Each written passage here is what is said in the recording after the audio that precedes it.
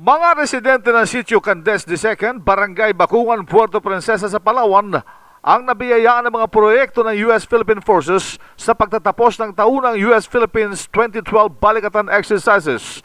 Naitayo ng mga sundalo ng mga Amerikano at Pilipino ang gusali ng paaralan dito na makakatulong para sa mga mag-aaral. Ito ay malabis na pinasalamatan ng mga residente at ng mga local officials ng bayan. Maganda yan. Magandang ginawa nila kasi malaking tulong dito sa sa lugar namin. Lalo na sa mga bata. Yung eskwelahan dito kunti lang. Nadagdagan pa. Hindi, medyo maganda na. Saka magandang building na ginawa nila. Kayo ma'am, ano? Ganun na rin. Magkasama kami. Maganda rin po talaga. Maganda talaga yan. Laking tulong po at saka pakaswerte ng lugar namin. Sa maikling seremonya ng pagsasalin ng proyekto, dumalo sina Mr. Robert Birch ng US Embassy na kumatawan kay US Ambassador to the Philippines Harry Thomas, AFP Chief of Staff General Jesse De Llosa, Western Command Chief Lieutenant General Juancho Saban, Vice Mayor Cecilio Bayron na kumatawan kay Mayor Edward Hagedorn bilang panauhing tagapagsalita. Pinasalamatan ni Mayor Hagedorn ang mga kapural sa nasabing proyekto at ang mensahe ni Hagedorn ay pinaabot ni Vice Mayor Bayron.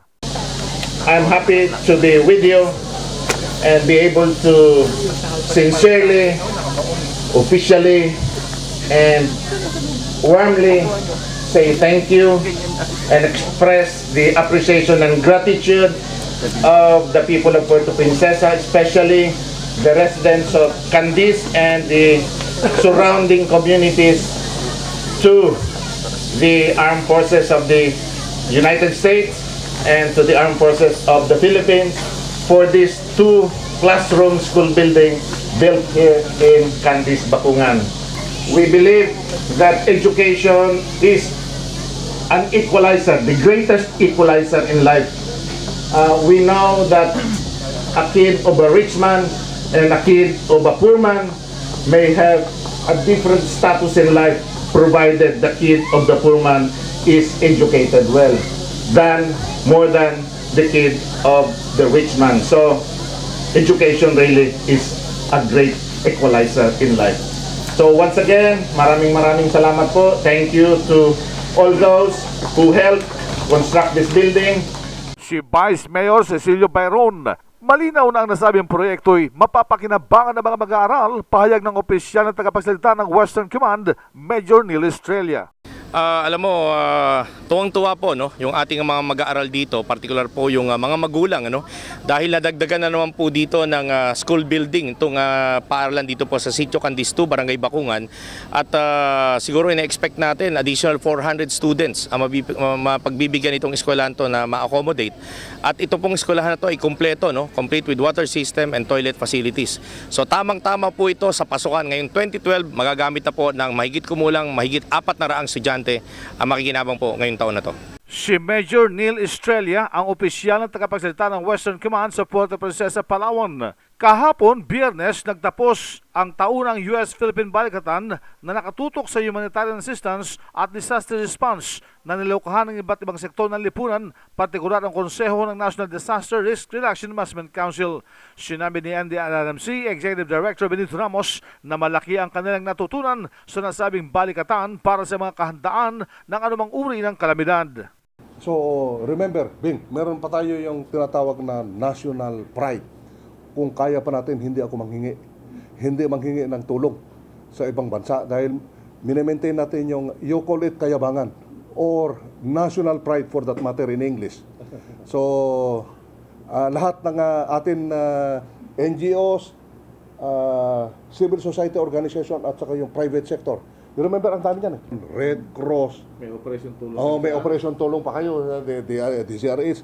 Hindi ako kinakabahan dito, Bing, basta yung bayanihan na system. But in the event, yung hopeless case, that the standby agreement for the 10 member countries, bago pupunta dito, yung US, Japan, Korea, Canada, Russia, kung saan-saan yan, meron pa tayong kasama dito sa ASEAN. Pero iba-ibang klase pagsasana ito. Kasi iba-ibang klaseng Yes, calamity, iba-ibang disaster ito. Like, for instance, sunog, lindol, tsunami. Yes, kakibat na lahat yun, Bing.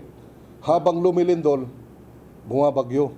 Habang bumabagyo, nag-tryo, yung hindi duet ang kanta nito, yung Taal, Bulusan, at saka yung Mayon. Hindi duet yan, ha? Tryo, Bing. Can you imagine, bumabagyo, lumilindol, pumuputok yung volcano? Bing. Biglang tsunami pa. Palagay ko, Bing, pati ikaw, hindi ka makatulog, Bing. Dahil involved kayo lahat dito.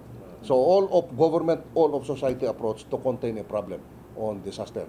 That in essence is the new law, Republic Act 10121. So, inaasahan naman natin ito. Magagamit natin ito sa mga pagpasok ng mga... Yes, Bing. Kwan ito. Tagulan. Yes, tagulan ito. Malapit na naman yung May at saka June.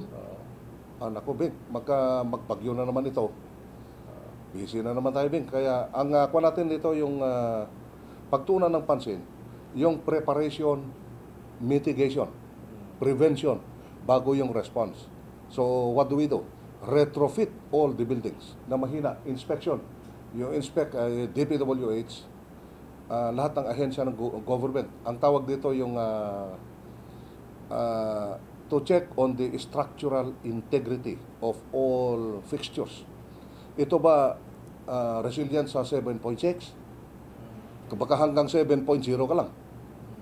Pag lumampas dyan, kaya ba to withstand? Lalo na itong mga old buildings na yung 1901, 1912 na buildings. Marami yan, Bing. Kasi meron tayo yung yung for purposes of yung bahay ng lolo ko. Hindi ko gigibain dahil remembrance ba sa kanila. Pero delikado yun, Bing. Magigiba ito. So, kailangan i-inspect the structural integrity, retrofit all the buildings. Kailangan mag-exercise tayo. Kung wala na tayong magawa, dahil kung an act of God, mas anong building pa dito na matibay, walang ganun, Bing. Kung Panginoon na ang gigiba dyan, anong gagawin natin? Tatakas tayo. Magkaya earthquake drill. Ready ako dito, Bing. Pagpundar ko sa Gumamela, makatalon ako kaagad in 5 seconds. Ang paliwanag ni NDRRMC Executive Director Benito Ramos sa Campo Aguinaldo.